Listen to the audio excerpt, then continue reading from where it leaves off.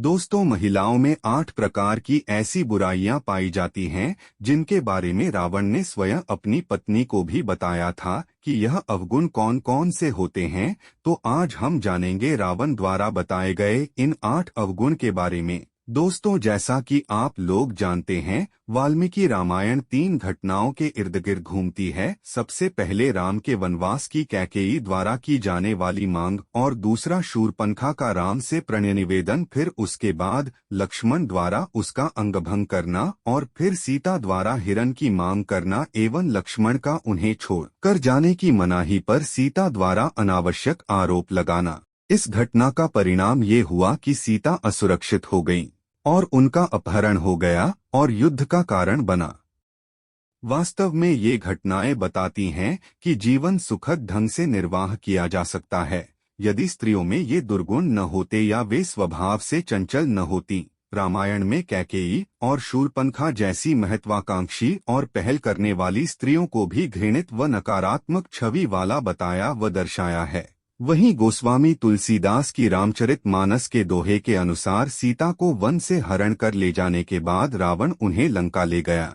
जब श्री राम को सीता जी के लंका में होने के बारे में पता चला तो उन्होंने लंका पहुंचने का प्रयास किया और अंत में वे अपनी वानर सेना के साथ लंका पहुंचने में सफल हुए। उनके लंका पहुंचने की खबर जब लंकापति रावण के राजमहल तक पहुंची तब रावण की पत्नी मंदोदरी डर गई। वह तुरंत अपने पति के पास गई और उनसे अर्ज करने लगी कि वह युद्ध ना करें, सीता को उनके पति श्री राम को सही सलामत वापस कर दें और उनसे क्षमा मांग लें। अपनी पत्नी की बात सुनने के बाद रावण ने उसे पत्नियों के 8 अवगुणों के बारे में बताते हुए रावण ने कहा कि महिलाएं साहसी तो होती हैं, लेकिन अक्सर अपने बल का प्रयोग वो गलत जगह करती हैं। रामचरितमानस में वर्णन के अनुसार पत्नियों में जो पहला अवगुण पाया जाता है वह है बहुत ज्यादा साहस होना। साहस होना अच्छी बात है, लेकिन रावण के अनुसार स्त्रियां अपने साहस का अमूमन गलत जगह इस्तेमाल कर लेती हैं। जैसे ही उन्हें अपने या जैसी वे परिस्थिति की अपेक्षा करती हैं उससे प्रतिकूल कुछ दिखाई देता है, वैसे ही वे उसे बदलने के लिए साहस के साथ आगे बढ़ती हैं।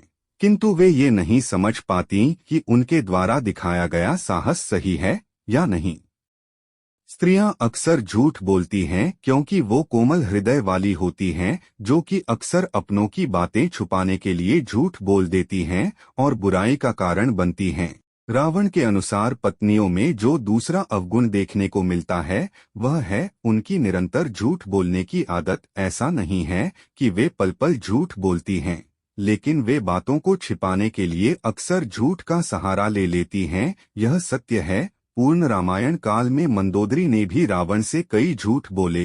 कई बार उसने रावण से बातें छिपाई। इतना ही नहीं, युद्ध के दौरान मंदोदरी ने दुश्मन का साथ भी दिया।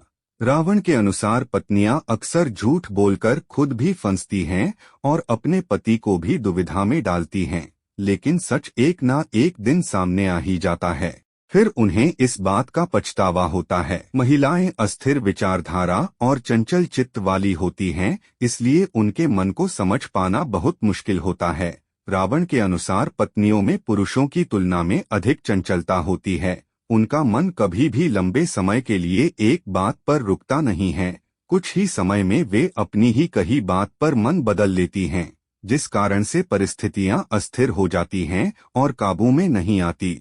महिलाएं स्वार्थी और जिद्दी होती हैं और अपनी जिद को पूरा करने के लिए वो कहानियां गढ़ने और मोहमाई मायावी खेल भी खेल जाती हैं। रावण ने पत्नियों के जिस चौथे अवगुण की बात की थी वह है उनके माया रचने का अवगुण।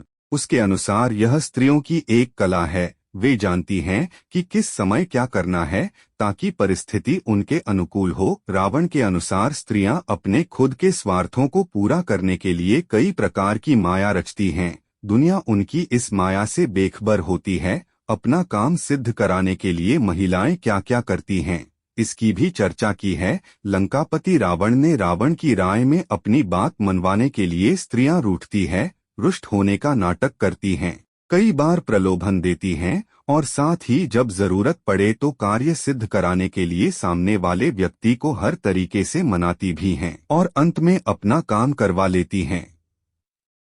भले ही महिलाएं साहसी होती हैं, लेकिन विकट परिस्थितियां आते ही वो बहुत जल्दी हथियार डाल देती हैं। रावण ने पत्नियों के जिस पांचवें अवगुण की बात की है वह है उनका डरपोक होना। स्त्रियां बहुत जल्दी घबरा जाती हैं।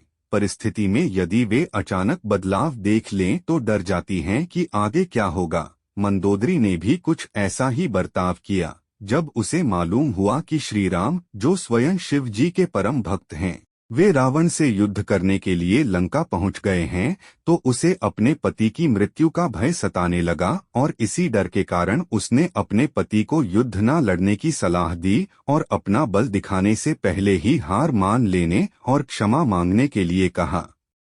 महिलाएं अविवेकी होती हैं, इसलिए अक्सर वे आवेश में आकर गलत फैसले ले लेती हैं, जिसका एहसास उन्हें बहुत देर में होता है। इसलिए रावण ने यह कहा कि भले ही स्त्रियां कितनी ही साहसी क्यों ना हो, लेकिन उनके मन में एक भय जरूर होता है। यह भय उनसे अजीबोगरीब कार्य करवाता है। इस भय के कारण उनकी बुद्धि भ्रष्ट हो जाती है।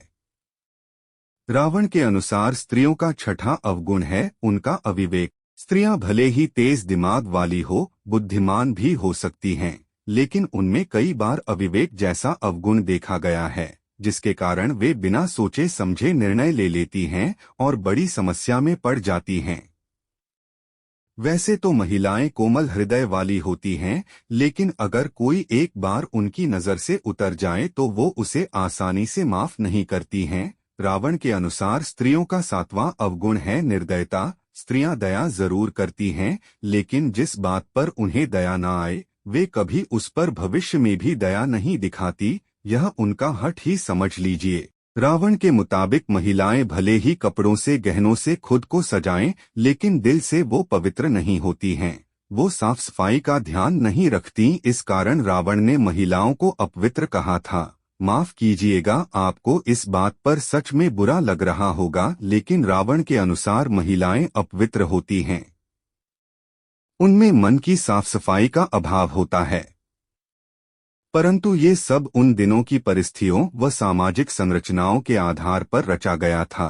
परंतु अब मान्यताएं बदल चुकी हैं, समाज बदल चुका है, जिसके कारण समाज में अब बहुत से परिवर्तन आ चुके हैं। किंतु फिर भी कुछ अवगुण ऐसे अभी भी हैं जो महिलाओं में देखने को मिलते हैं। दोस्तों, यह कहानी आपको कैसी लगी हमें कमेंट के माध्यम से जरूर बताएं। आपने अगर हमारे चैनल को सब्सक्राइब नहीं किया है तो सब्सक्राइब करके बेल आइकन को दबाना ना भूले, जिससे नोटिफिकेशन मिलती रहे। धन्यवाद।